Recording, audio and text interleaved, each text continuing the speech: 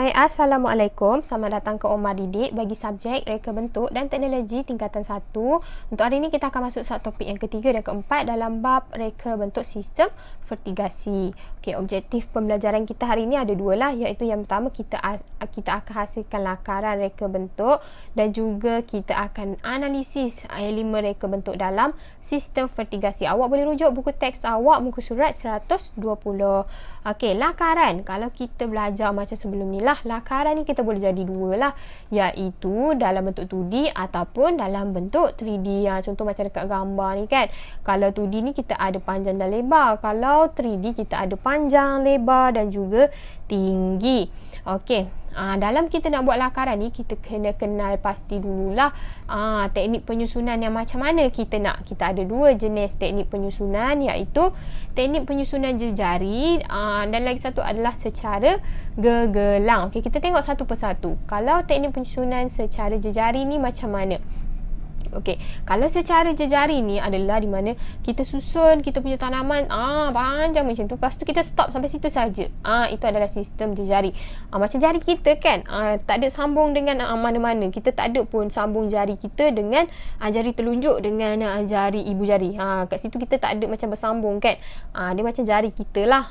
Dia macam ini jari satu, ini jari dua. Macam gitu. Itu adalah secara teknik jejari. Penyusunan secara teknik jejari. Okey, kalau kita tengok dekat sini, ini adalah lakaran daripada bentuk 2D kan.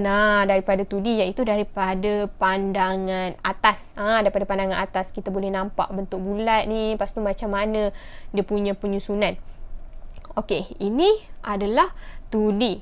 Kalau 3D macam mana? Kita boleh nampaklah gambaran yang sebenar kita punya lakaran, kita punya projek. Contoh kita nak buat macam ni kan. Jadi kita dapat gambarkan inilah sebenarnya projek kita.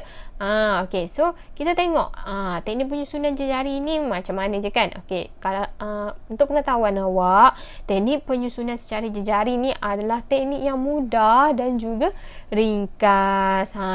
Itu adalah kalau kita gunakan teknik penyusunan secara jejari. Dia senang je dan juga mudah. Sebab apa? Sebab kita hanya macam kita gunakan siku 90, lepas tu kita just letakkan sahaja paip, kemudian kita sambungkan dengan bekas tanaman kita. Tak ada, dia tak susah, dia macam mudah dan juga ringkas.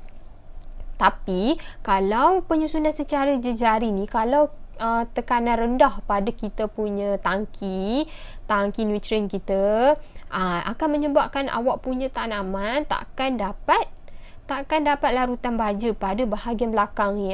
Bahagian depan je akan dapat, bahagian belakang tak dapat. Jadi ada kekurangannya sikit lah pada penyusunan secara jejari ni. Tapi terpulang lah sama ada nak buat jejari ataupun gegelang. Kita hanya kena pastikan tekanan diberikan secukupnya pada tangki nutrien kita. Okey, itu adalah penyusunan secara jejari. Pastikan lakaran yang kita buat, kita kena label lah. Kena label dari segi komponen apa yang kita guna dan juga kita gunakan elemen reka bentuk apa sahaja yang kita gunakan dalam lakaran kita. Okey, seterusnya kita tengok pula dari segi penyusunan secara gegelang. Okey, kalau secara gegelang ni macam kita pakai gelang lah kan. Bersambung sahaja antara satu sama lain ni. So bersambung. Itu adalah teknik penyusunan secara gegelang. Okey, kena pastikanlah sama ada awak buat lakaran 2D ke lakaran 3D. Pastikan awak label. Label sangat penting ya dekat dalam lakaran ni. Sebab apa? Kalau awak tak label, kita tak tahulah komponen-komponen apa yang awak gunakan. Jadi nanti kalau orang tengok, orang tak faham lakaran awak ni awak buat untuk apa sahaja kan. Okey, jadi kita kena label. Contoh dekat sini kita gunakan set penitis. Kita kena label lah set penitis. Kita gunakan siku 90, kita label. Kita ada tangki nutrien, kita ada polybag, kita ada penyambung T. Kita kena label semua tu.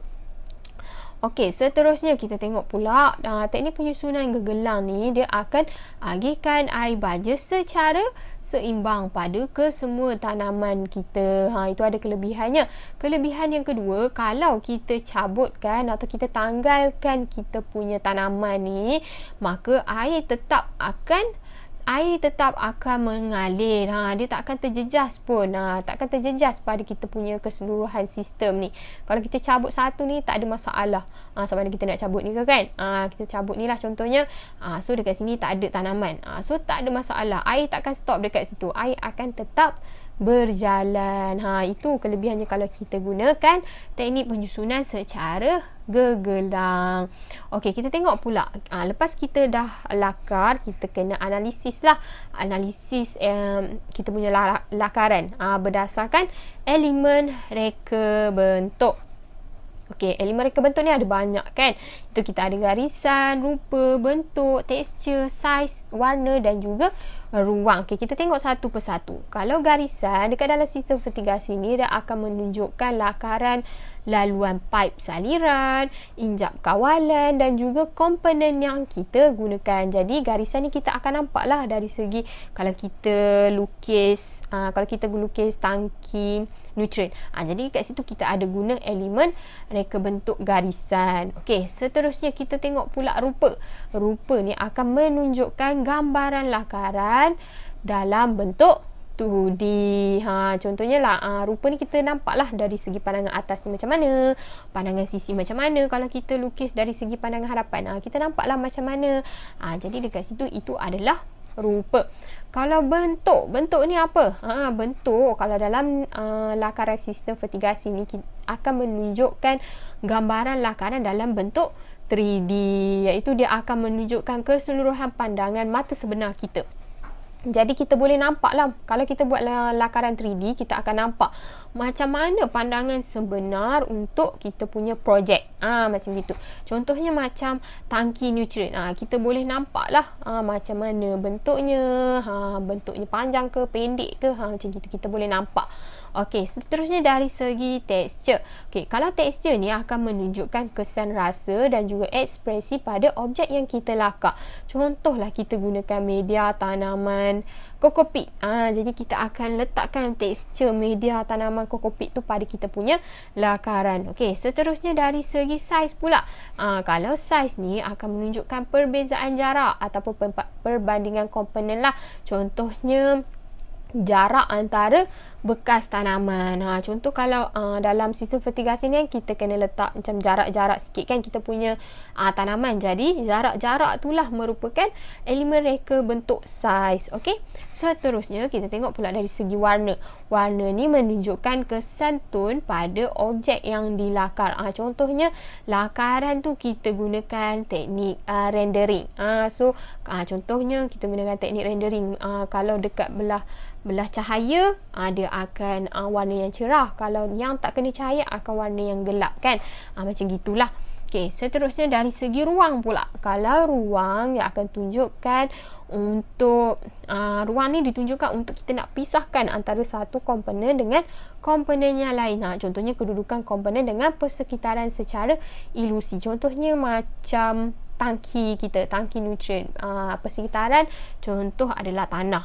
Dekat situ kita boleh nampak lah perbezaannya, kedudukan komponen dengan persekitaran. Dekat situ kita nampak lah tangki nutrien kita letak pada atas tanah yang rata. Contohnya macam tu lah untuk ruang. Okey, itu selesai. Elemen reka bentuk kita dah tahulah dekat sini setiap elemen reka bentuk ni. Jadi barulah kita boleh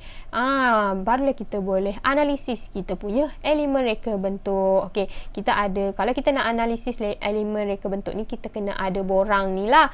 Di mana borang ni kita akan isi berdasarkan elemen-elemen reka bentuk yang ada. Okey, kita ada bahagian ada dan juga bahagian tak ada. Okey, kalau awak ada gunakan garisan, jadi dekat sini awak akan tandalah ada, macam gitu. Contoh garisan, ada tak kita lukis kan? Contoh dekat sini ada kan, kita ada label elemen garisan, kita ada label pada tangki nutrien. Okey, lepas tu rupa pula ada ke tak ada? rupa adalah kita ada nampak dari sudut pandangan atasnya macam mana. Kan? So rupa kita boleh nampak lah dekat sini. So kita tandalah ada pada kita punya borang analisis. Lepas tu dari segi bentuk ni bentuk 3D lah kan. Kita boleh nampak, bayangkan macam mana projek sebenar kita nanti. So itu adalah bentuk. So kita tandalah ada. Seterusnya texture. Kalau kita ada texture dekat sini, kalau texture dekat sini kita boleh tengok dari segi polybag ni lah. Polybag ni ada texture bintik-bintik, ada macam lubang-lubang kecil pada kita punya polybag. So dekat situ kita boleh tanda ada pada kita punya borang analisis. Seterusnya adalah size. Size dekat dalam ni ada tak dia labelkan.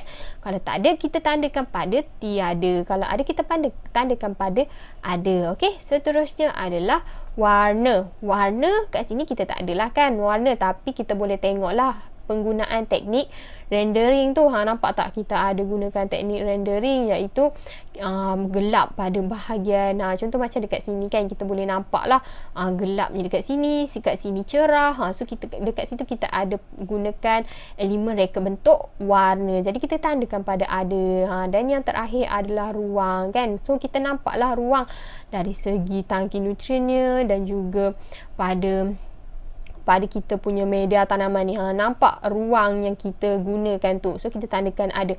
Huraian ni bolehlah kita labelkan. Kalau garisan ni pada mana kita gunakan? Pada tangki nutrien. Awak huraikanlah garisan pada tangki nutrien. Macam gitu awak boleh huraikan. Okey, jadi itu saja pembelajaran kita untuk hari ini. Terima kasih.